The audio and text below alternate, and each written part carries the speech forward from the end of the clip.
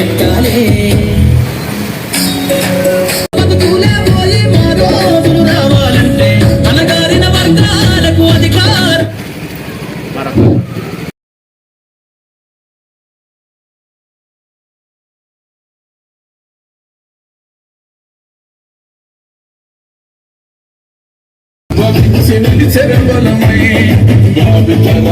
బతుకులు వాసుక కొరకై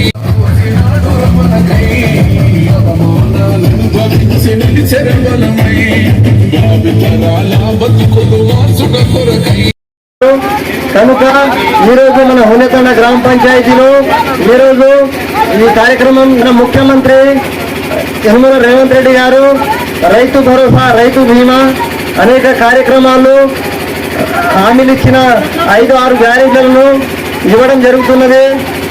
మన హునేతండ గ్రామ పంచాయతీకి రైతు బీమా, రైతు రుణమాఫీ 1,44,44,00,000 రూపాయలు మన హునేతండ ఆంధ్ర బ్యాంక్ తరఫున మాఫీ అవ్వడం జరిగింది. మిగతా లెక్కల్లో సుమారు 62% బీసీలు ఉన్నారు.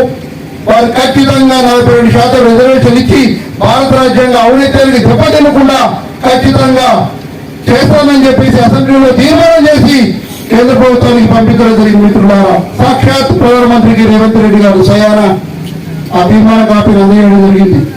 ఒకవేళ మీరు అడ్డుపలికి మాకు మంచి పేరు వస్తుందని చెప్పేసి మీరు ఆపినా సరే రాజకీయ పరంగా ఉద్యోగాలు కాకుండా కనీసం రాజకీయంలో కూడా మా కేబినెట్ మంత్రులు, మా పిసిసి అధ్యక్షుడు మహేష్ కుమార్ గౌడ్ని ఒప్పించైనా సరే ఖచ్చితంగా రాజకీయాల్లో 47% రిజర్వేషన్లు బీసీలకు ఇస్తానని చెప్పాడు. ఖచ్చితంగా ఇస్తానని చెప్పేసి ఆ మండల కమిటీ పక్షాన మీకు తెలియజేస్తాను మిత్రుల.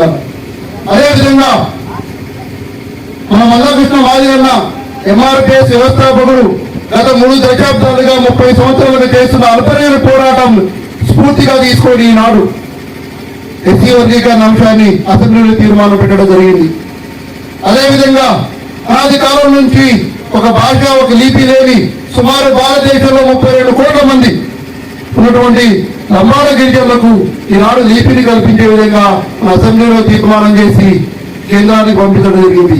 కేంద్రంలో ఒక భాష అధికార భాష పొందాలంటే భారత రాజ్యాంగంలోని 8వ షెడ్యూల్లో ఖచ్చితంగా సవరణ చేసి